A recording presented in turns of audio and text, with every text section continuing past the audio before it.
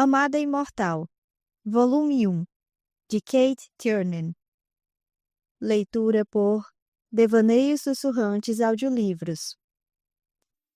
Capítulo 16. Você vê, então? River sorriu e esticou a mão para mim. Se eu não fosse tão emocionalmente retardada, teria pego a mão dela como uma amiga e apreciaria o calor e o gesto amistoso. Como sou mais eu, ignorei-a e apertei mais meu cachecol ao redor do pescoço. Até aquele momento, River não tinha me perguntado mais nada sobre as 8 casas e nem sobre minha reação em meu passado. Então não falei nada. Eu não sabia por quanto tempo ela ia me deixar escapar desse assunto. Andamos pisando nas folhas no chão, sentindo o vento frio ao redor dos nossos tornozelos. Como River tinha dito, não havia lua alguma. Na verdade, estava tão negro lá fora que, nos dias de hoje, só mesmo no meio do nada parecia experimentar algo assim. 200 anos antes, as estrelas eram muito mais óbvias, o céu povoado dos pontinhos iluminados. Nervosa, apertei o cachecol no meu pescoço, olhando ao redor. À procura de, por exemplo, lobisomens, tubarões terrestres, coisas no escuro. Bom, falei. Detesto círculos, mas deve ser bom para mim, né? Estão vendo como sou virtuosa? Além do mais, quero assistir a outro capítulo da tragicomédia Rain Nell se desenrolar diante dos meus olhos. Você detesta círculos? Mais uma vez, falei demais. É que odeio mexer com Magic. Magic grande, quero dizer. Gosto da excitação, é claro.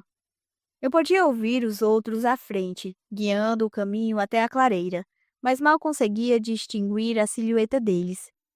Mas detesto a parte de passar mal, as visões, essas coisas. River parou ao meu lado, e só percebi que ela tinha ficado para trás depois de alguns passos. O quê? Eu me virei para ela.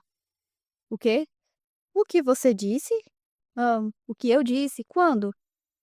Agora mesmo. Você disse que passa mal durante um círculo?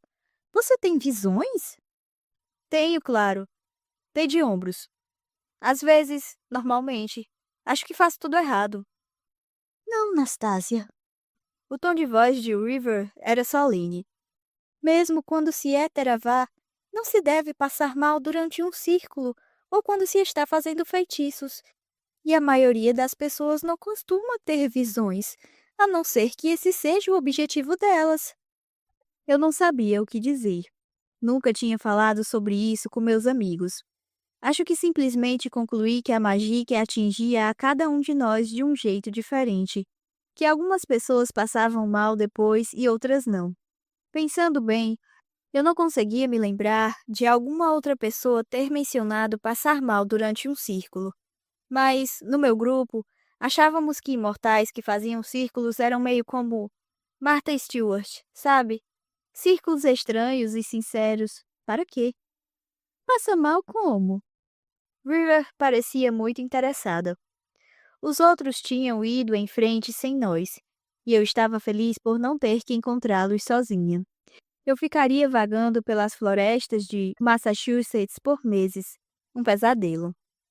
Eu não sabia ao certo por que River estava insistindo naquilo, a não ser que tivesse a ver com meu passado, com minha história pessoal. Eu tinha certeza de que ela tinha adivinhado de onde eu era. Talvez não todos os detalhes. Talvez não tivesse certeza. Talvez fosse algo incomum eu ter essas reações. Ela estava agindo como Anne e Solis quando fiz aquela coisa na meditação. Acho que sou destreinada demais. Falei lentamente, em dúvida se aquilo era mesmo uma boa ideia. Nunca aprendi como fazer essas coisas. Tinha evitado aprender como se evitasse a peste, na verdade. Sabe, eu normalmente passo mal. Não consigo respirar, como se minha cabeça fosse explodir ou meu coração estourar. Eu estava envergonhada, como se estivesse admitindo uma fraqueza. Depois, me sinto de ressaca. Quero dizer, círculos são legais e aquela onda de poder, mas me faz passar mal, então raramente participo. River ficou em silêncio. Ela estava perto bastante e eu conseguia vê-la me observando no escuro. Hum, pelo menos você vai estar aqui durante esse círculo. Falei sem jeito, mas educadamente. Sabe, eu estou disposta a tentar, desde que você esteja aqui. Eu meio que esperava que ela me mandasse de volta para casa para lavar louça ou coisa assim. Asher e Solis perceberam que River não estava com eles e voltaram em silêncio para se juntarem a nós. O que está acontecendo? Perguntou Asher, colocando o braço na cintura de River. Nastasia costuma passar mal quando participa de um círculo, contou River baixinho. E tem visões. Asher, hoje você vai liderar o círculo, por favor. Quero que Nastasia fique entre mim e Solis. E lá estava eu, a sensação de animal do zoológico de novo. Eu me sentia idiota por chamar a atenção para mim mesma. Eu já era esquisita demais. Tinha a esperança de que River pudesse entender minhas reações, me ensinar o que fazer para que eu não me sentisse como se estivesse morrendo depois. Mesmo com meu passado, eu não podia acreditar que era a única que se sentia assim. Entramos na clareira, que tinha uns 30 metros de largura e era cercada de árvores altas. A grama seca ficou achatada quando passamos por cima dela e nos juntamos aos outros. Todos iam participar, então éramos 13. O que eu sabia ser um número da sorte para um círculo, embora o número de integrantes pudesse variar. Só havia 9 pessoas naquele círculo terrível em Boston.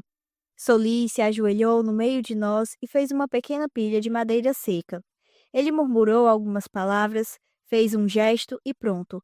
Uma chama intensa e ardente apareceu e começou a se espalhar pela madeira. Esse é um feitiço útil, pensei. Adoraria saber fazer esse. Conjurar fogo do nada. Nos juntamos esta noite para celebrar o aparecimento da lua nova, disse River com clareza. Hoje separa este mês do anterior, nos dando a oportunidade de começar de novo. Hoje a deusa Lua descansa, e ainda assim a magia dela está ao nosso redor. Camponeses supersticiosos nos tempos antigos às vezes falavam da deusa Lua, mas eu não sabia muito sobre ela. Os outros pareciam à vontade e ansiosos. Já tinham feito isso antes. Como River tinha pedido, fiquei entre ela e Solis. Eu me sentia protegida, a salvo, e, para minha surpresa, até um pouco empolgada. Mas devia ser parte do fenômeno, nunca aprenderei, pensei. À minha frente, eu conseguia perceber o olhar cuidadoso de Anne. Eu estava perplexa pelo jeito como eles estavam me tratando, e tive um momento de ansiedade, imaginando se levitaria ou algo do tipo. Isso sim seria novo e diferente. Estiquem suas mãos, pediu River, com os 2 polegares virados para a esquerda. Minha mão esquerda ficou com a palma para cima e a direita com a palma para baixo. Então percebi, quando todos tinham feito isso, as mãos de todo mundo se encaixavam perfeitamente.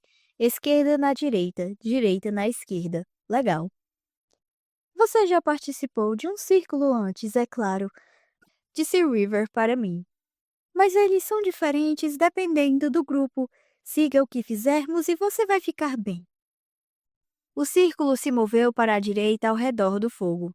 Primeiro as pessoas ficavam de frente para o fogo.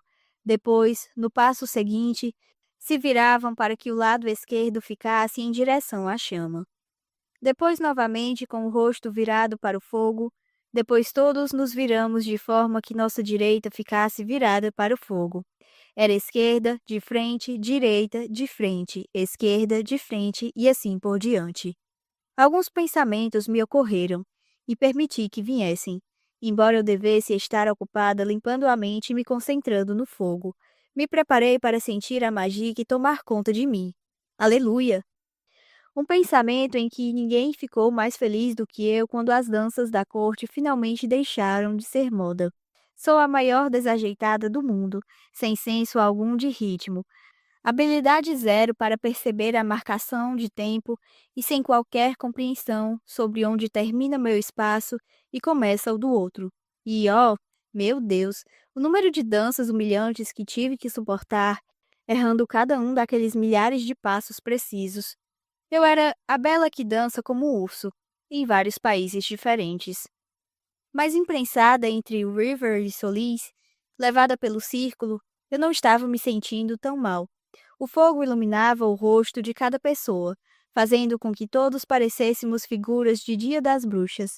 E o contraste do calor com a brisa fria da noite ao nosso redor me fazia sentir como se houvesse duas de mim, uma quente, outra fria, uma iluminada, outra escura. Assim que tive esse pensamento, fugi dele e tentei me concentrar no que estava acontecendo.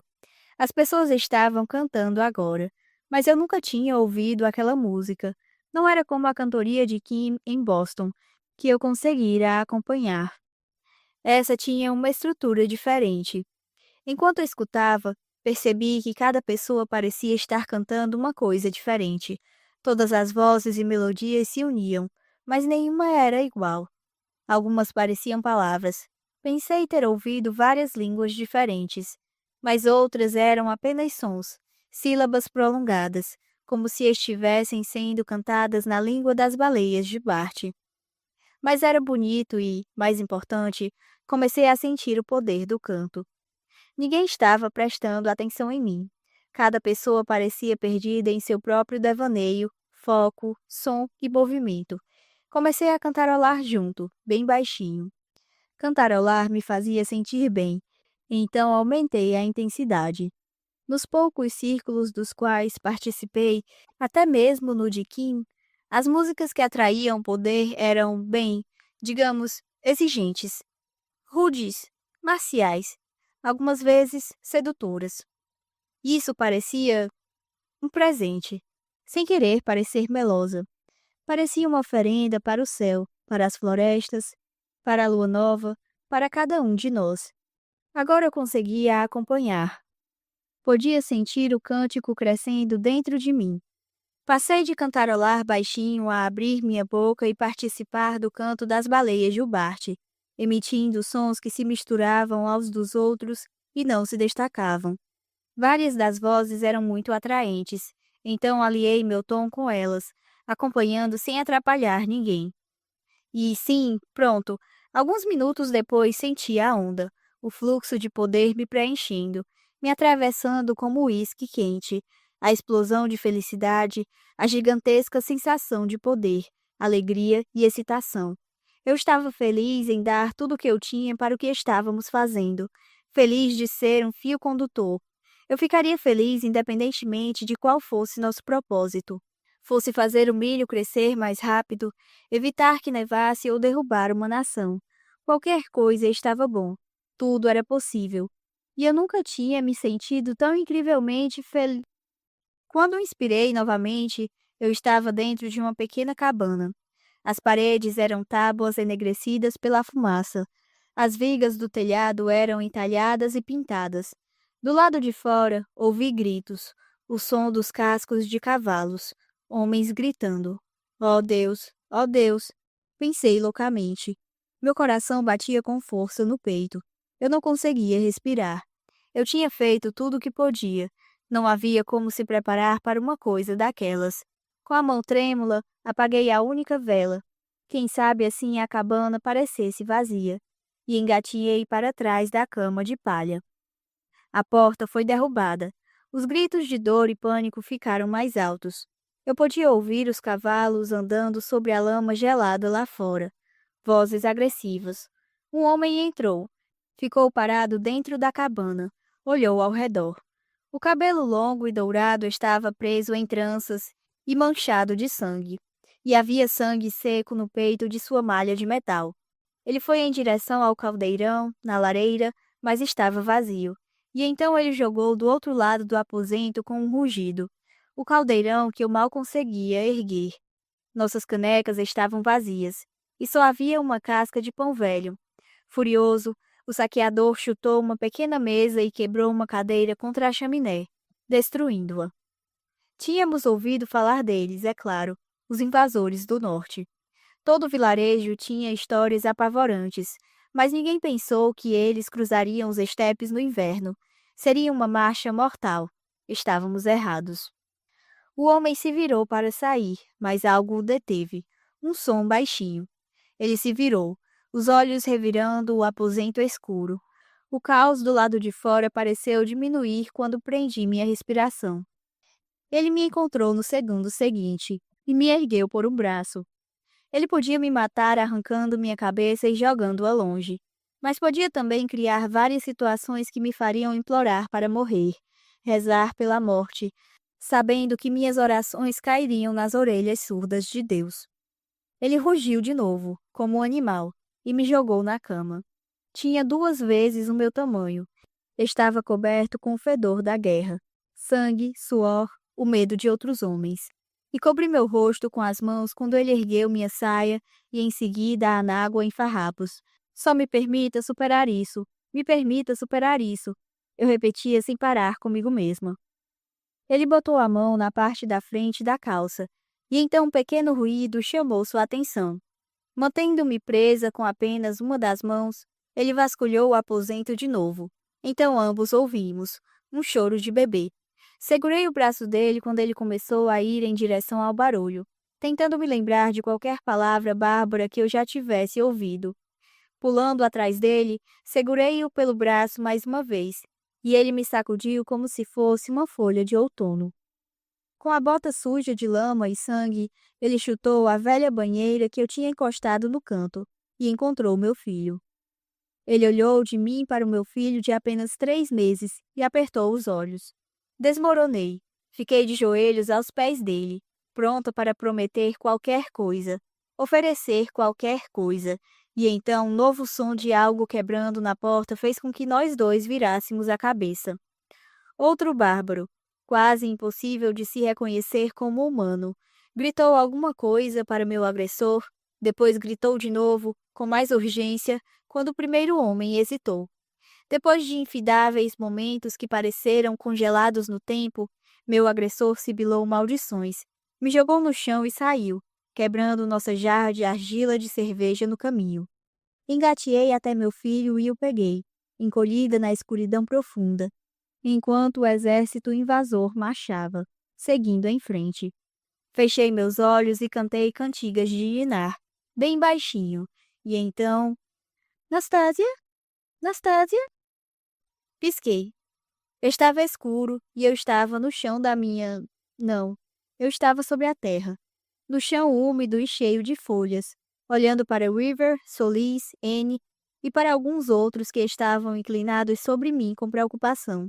Pisquei e engoli em seco várias vezes, farejando o ar atrás de odores rançosos de batalha e morte, de casas queimadas e carne e gado massacrado. E... Nastásia! River parecia muito preocupada. O cheiro do ar estava ótimo, amadeirado, limpo. O círculo voltou contudo à minha memória, meus sentimentos de alegria, o poder crescente, e então as portas do inferno tinham sido abertas e fui jogada 4 séculos no passado. Qual é o problema dela? Ouvi Nell perguntar. Alguém disse, shh. De longe, Nell disse, é tudo tão dramático com ela. Você sabe onde está? Perguntou Solis. Fiz que sim e tentei me sentar. Não, fique deitada, disse River. Encoste o máximo que puder do seu corpo no chão. Balancei a cabeça. Vou vomitar. Com isso, fiquei de 4 e fui até alguns arbustos não iluminados pelo fogo que se apagava, e vomitei as tripas, surpresa por não estar botando para fora o mingau aguado e os nabos da estação anterior da minha lembrança. River foi até mim e colocou o braço ao redor dos meus ombros, tirando o cabelo da minha testa, murmurando algumas palavras. Com dedos frios, ela traçou alguns símbolos na minha testa, nas minhas costas, no meu braço, e lentamente parei de vomitar. Fiquei ali inclinada, as mãos nos joelhos, coberta de suor pegajoso, ofegante. Me senti vazia por dentro. Vamos voltar para casa, disse River, me ajudando a ficar de pé. Vou lhe fazer um chá e você poderá me contar tudo. Concordei levemente, aliviada em ver que todo mundo, menos os professores, já tinham ido embora. Anne apagou o fogo, certificando-se de que todas as brasas estavam mortas, e andamos pelas folhas em direção à casa quente, acesa e acolhedora que parecia um farol de sanidade e força. Concordei de novo, mas sabia que não contaria a River e nem a ninguém o que eu tinha visto. Não tinha sido uma visão, tinha sido uma lembrança. O rosto do meu filho, meu bebê. Ele não era imortal. E o filho por quem eu faria qualquer coisa naquela noite morreu apenas 3 anos depois, de gripe. Toda vez que eu me lembrava daquele rosto redondo, eu sofria horrivelmente. Tudo de novo. Mas não era só isso. Pela primeira vez em séculos, me permiti ver e me lembrar da aparência horrível do meu agressor. Era Rain.